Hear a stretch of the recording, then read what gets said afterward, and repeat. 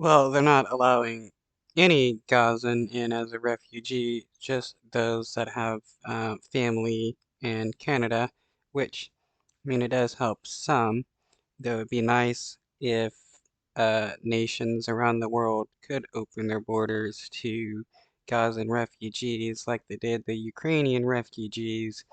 Uh, these people need places where they can be safe from oppression, and that's not happening with the Israeli government. Though, even though that it's good that Canada is opening their borders to some Gazan refugees.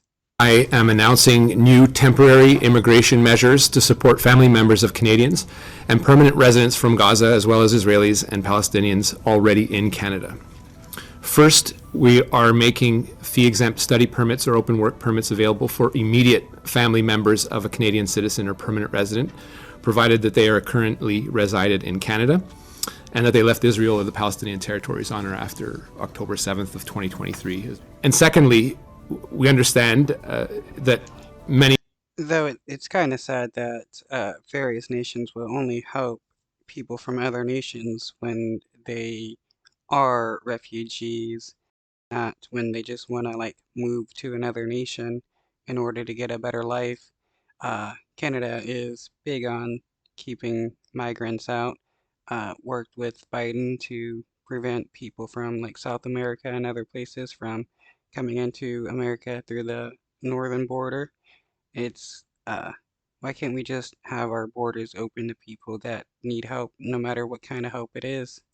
Many are concerned about the safety of loved ones currently residing in Gaza. It is unlivable, and as such, we'll be supporting temporary residents for extended family members of Canadian citizens and permanent residents in Gaza, so they can come to Canada and be reunited with their family members residing here.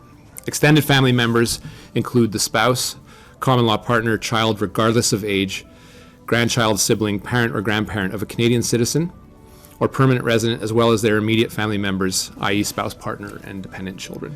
Finally, You could easily expand this bill and just let anybody who needs a refugee in Canada to cover, um, if they want to, leave the battle zone and find some safety.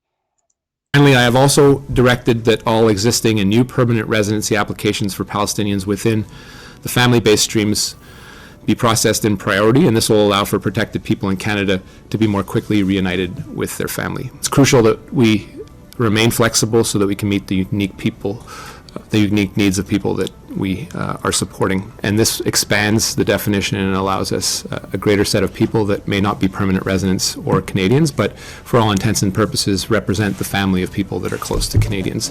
The time. I mean, it is good that they're trying to protect the family members of the Canadian residents there because, yeah, they're definitely going to be worried about their family members and upset that their government has done very little to actually help them when they could. Uh, I would just like this to be expanded to include more people, not just family members of Canadian residents, but, just Gazans in general. I mean, even Israelis that want to escape, it should be, I mean, it's doesn't make sense why uh, places like Canada and the United States and others can't be safe havens for those experiencing like violence or something in their own nation, or even just economic turmoil, or just want to leave their nation. Why can't uh why can't it be easier to move to other nations? Period for staying on a temporary basis will be 3 years.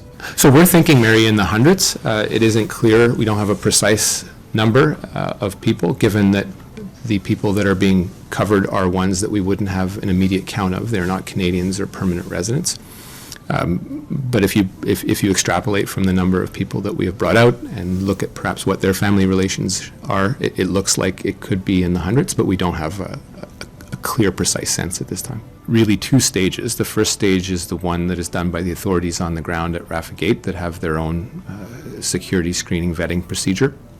and we will be performing biometrics as well in Cairo. So really a two-staged approach before anyone is allowed to come to Canada. We want to get this program and are getting this program up and running as quickly as possible. Security is paramount.